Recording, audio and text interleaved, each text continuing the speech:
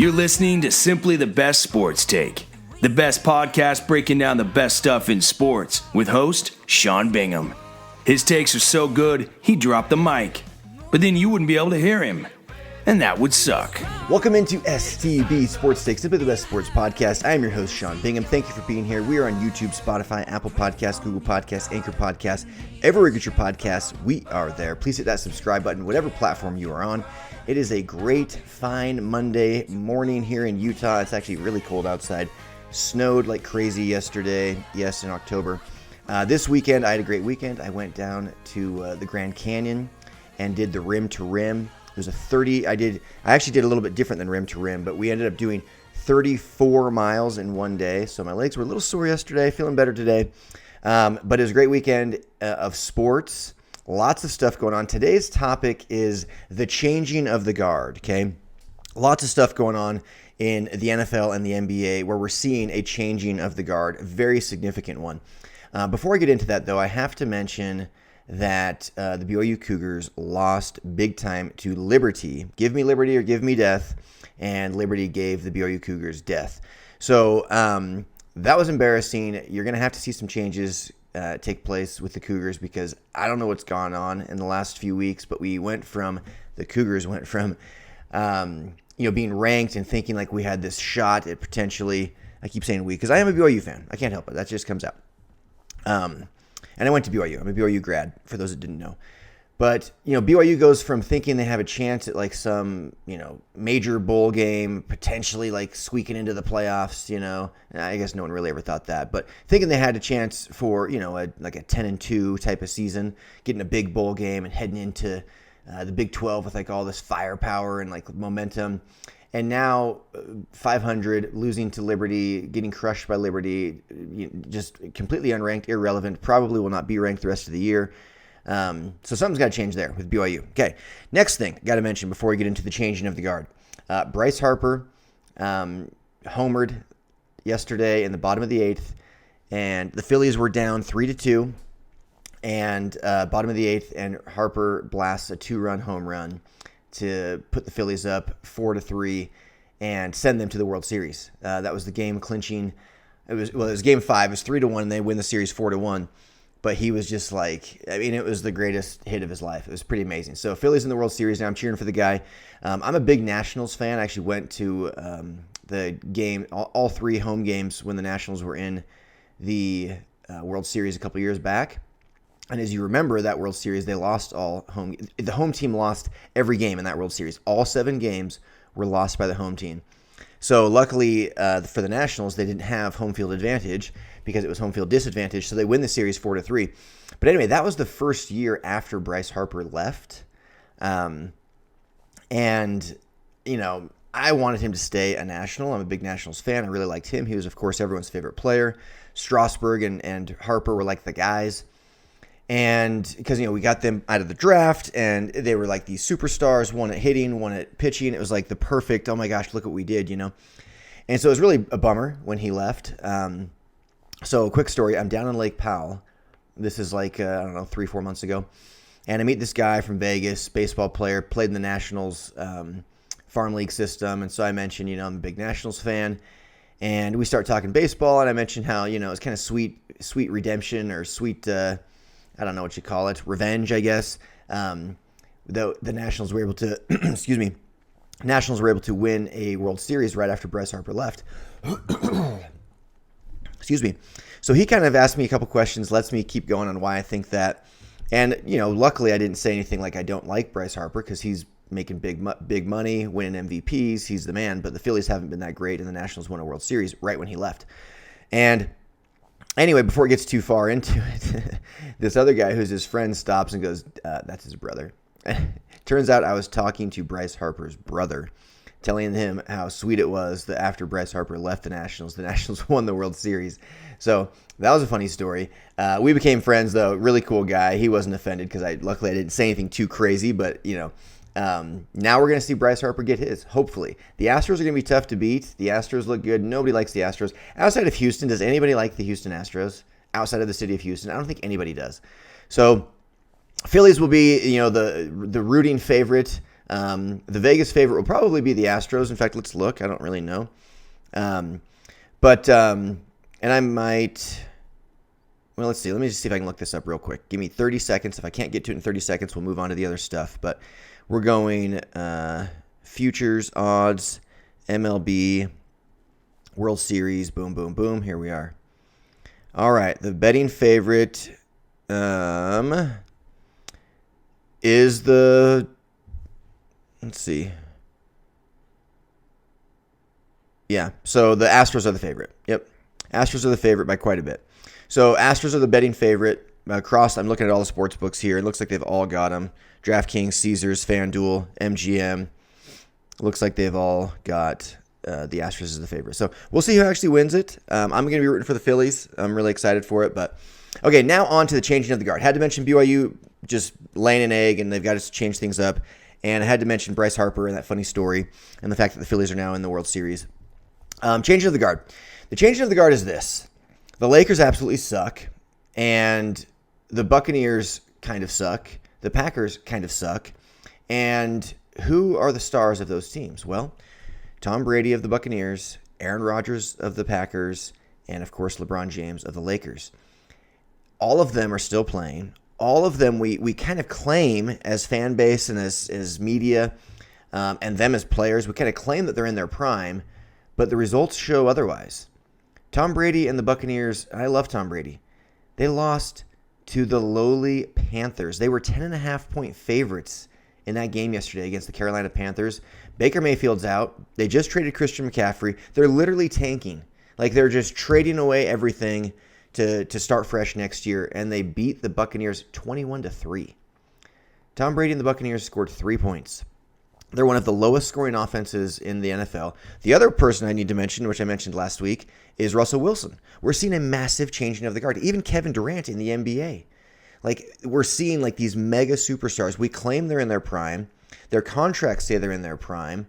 Talking heads say they're in their prime. Fan bases say they're in their prime. Their statistics even kind of say they're in their prime. But the results of the games do not. And I think a lot of it comes down to, you know, how they play the game. Is it shifting? How others around them play? LeBron James is one that we all claim. I've never claimed this. I've actually claimed the opposite. But everybody claims LeBron James makes others around him better. Okay? I've heard that for years and years and years. Oh, he just makes everyone around him better. And I remember thinking, well, I don't think that's true. Because, like, I watched Chris Bosh get way worse playing with LeBron James. Sure, they won 2 titles, but they should have won 4. Let's be honest. That was the most stacked team we've ever seen. Outside of the Warriors, you know, later on. But up to that point, that was the most stacked team. Chris Bosh, mega superstar in his prime. Dwayne Wade, mega superstar in his prime. LeBron James, mega superstar in his prime. This was before the three-point shooting had taken over. They were like the team to beat. I mean, they won like 27 games in a row at one point, right? So, yeah, they won 2 titles. I get it. They should have won 4. With that team, you should win all 4. They went to 4, but lost 2 of them. And Chris Bosh didn't get better. Chris Bosh got way worse. And I looked at a number of other guys. I did a whole podcast on this. You know, LeBron James goes to then the Cavaliers, back to the Cavaliers. And Kevin Love comes and joins him. Kevin Love gets way worse. Way worse. Just across the board in every statistical category, Kevin Love got worse. And yeah, they won a title. So I'm not saying LeBron James is bad. LeBron James is the second greatest player of all time, arguably. Definitely not the greatest. But anyway, is Anthony Davis better? Because Anthony Davis is in his prime. Physically, age-wise, he's in his prime. He's always has a little bit of injury proneness in him.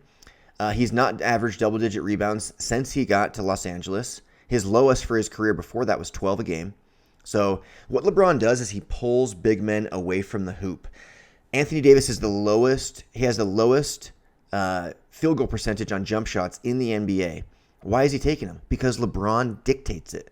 LeBron makes big men go away from the basket. Why did Chris Bosh's numbers drop? LeBron James. Why did Kevin Love's numbers drop? LeBron James. And don't tell me, oh, he got all of them a title. Well, no, they got him a title as much as he got them a title. And the bubble title is a joke. But you start to look, Anthony Davis, worse statistically across the board. Kevin Love, worse statistically across the board. Chris Bosh, worse statistically across the board. I even dug in at one point to guys like Rodney Hood, George Hill, they were worse statistically across the board. So this morning, I wake up, I'm laying in bed, and I know that this is on my mind, and I'm like, I want to see if research backs up my theory still. Because I know it did with all those guys. I will have to link the podcast, but it was a different one a couple years ago. I'm not going to go into all that again, but I just summarized it. So I looked up two guys. The first two guys I looked up, I just thought, who are two guys that left? And it seems like they were like just average role players with LeBron, and now maybe they're slightly better than that. Well, I looked up Alex Caruso and Kyle Kuzma. And guess what? Alex Caruso averages more points, more rebounds, more assists, more steals away from LeBron James, and his team has a better record. So if LeBron's making everybody better, then they should at least have a good record, right? Nope. Alex Caruso leaves LeBron James, now is on a better team with a better record, despite not having mega superstars like LeBron, and he statistically is better across the board in all of the categories. Kyle Kuzma, exact same thing. He leaves, he gets more points, more rebounds, more assists, and his team has a better record, and it's the Wizards. Meanwhile, Russell Westbrook comes to LeBron James, and don't get me wrong, Westbrook's playing poorly, he's shooting poorly, but I'm telling you, a lot of it is dictated by LeBron. I think he makes guys play differently, makes them play mentally worse. I think they're mentally worse playing with LeBron. They're scared to death. You are the scapegoat if you play with LeBron James. You are the scapegoat. It's not LeBron's fault ever. Anthony Davis is made of glass. Russell Westbrook can't shoot. Well, guess what? That's always been the case for those guys. You still wanted them. So why are you surprised now that Russell Westbrook can't shoot? He never could. He was still a superstar, averaging a triple-double, winning MVPs, dragging average teams to the second round of to the playoffs. You can't even make the playoffs with him as your number 3 guy. He made it by himself as the number 1 guy, still shooting like 40% from the field. So I'm telling you, LeBron does not make others better. He makes them worse. He is transcendently good, but he does not make other players better. He doesn't. He makes you play to his strengths, not helping you play to yours, and then guys get worse. And so only when it's this perfect fit, I think he and Kyrie were a good fit. I think he and D. Wade were a good fit, largely because of Dwayne Wade's humility. But he does not make other players better. So huge changing of the guard in the NBA. LeBron is not. You will never see LeBron James make an NBA Finals again. You will never see Tom Brady reach a Super Bowl again. You will never see Aaron Rodgers reach a Super Bowl again. And that makes me sad because I think all 3 of those guys are all-time greats. And I would love to watch it because I love watching greatness. I respect greatness. And I'm glad to have witnessed all of their careers. And they're still going. Their careers are still going. I'm not writing them off entirely. But we're seeing a changing of the guard. It's time for Patrick Mahomes. It's time for Josh Allen. It's not any more time for Tom Brady and Aaron Rodgers. It's just not. And the records are showing that. It's not time for LeBron James. It's now time for Giannis Antetokounmpo. Steph Curry, he's obviously well into his prime, even probably on the downside of his prime, but it's his time. It's no longer LeBron's time. And we saw these guys winning championships just a couple of years ago, both Tom Brady and LeBron James, if you can count the bubble title, which I barely do. But that's just what's happening. It's a huge, huge changing of the guard. And the Lakers are, speaking of like not playing to their strengths, they are shooting. I pulled this up. This was on Instagram this morning when I was, scrolling through and checking stuff out. Kirk Goldsberry posted this, and it's a diagram for those listening. Well, actually, even on YouTube, because I'm not going to put it up there. But I'll just tell you what it says. So it's a diagram of the 3-point selection in the NBA, and the number of threes a team takes per game, and then the percentage that they shoot, and you can kind of see, where each team falls. The Lakers are on the wrong end of attempts per game, really, really high, and they're on the absolute wrong end of makes percentage per game, which is the absolute lowest in the league by a long shot. The Lakers are shooting 21% from 3, and they're taking almost 40 3-pointers a game, 39.3 3-point attempts per game, making only 21%. Stop shooting threes. But LeBron does that. He wants to just have 3-point shooters everywhere. You're not a 3-point shooting team. You can win other ways, but you're not even trying to. You're taking 40 threes a game. Take 25 threes a game. The Cavaliers, meanwhile, are shooting 44% from 3, the highest in the league, but only taking 29 of them. That probably is why they're shooting so high. They're probably taking open looks only. The Lakers are just doing it wrong. They're absolutely doing it wrong. And it's just, it's a bummer because I want the Lakers to be good, believe it or not. I do. I want the Lakers to be good. It's fun. It's fun when superstars are on good teams. It's fun when Tom Brady makes the playoffs. It's fun when Aaron Rodgers makes the playoffs. It's fun when Kevin Durant and LeBron James make the playoffs and go deep in the playoffs. I don't see that happening for any of them this year, except maybe Kevin Durant. Okay, enough about that. So moving on real quick to the Commanders, my Washington Commanders. And Taylor Heineke gets the start at quarterback, right? Carson Wentz breaks his finger, and he hasn't been playing well, but he's shown flashes. Like, he's actually put up some really big numbers in a few games, like 300 yards passing and 3 touchdowns and high completion percentage, low turnovers. But it's like kind of an empty calories. It hasn't equated to wins. Washington started 1-4, gets a really ugly win last week on Thursday Night Football, so to move to 2-4. He breaks his finger in that game. And in comes Taylor Heineke. Taylor Heineke is a guy that I've said for a while deserves a starting job in the NFL. Here's the problem with Taylor Heineke. He doesn't have the background or the pedigree to show that he will likely be a top 20, top 15 quarterback in the world. He's clearly one of the 32 best quarterbacks in the world, which means he deserves a starting job somewhere. But he didn't win a Heisman Trophy like Baker Mayfield, who's going to continue to get chances to be a starter in this league. He didn't win... nobody even knew who he was, right? Until all of a sudden he got a start in the playoffs against Tom Brady, and actually came the closest to beating Tom Brady and the Bucs the year the Bucs won the Super Bowl just 2 seasons ago.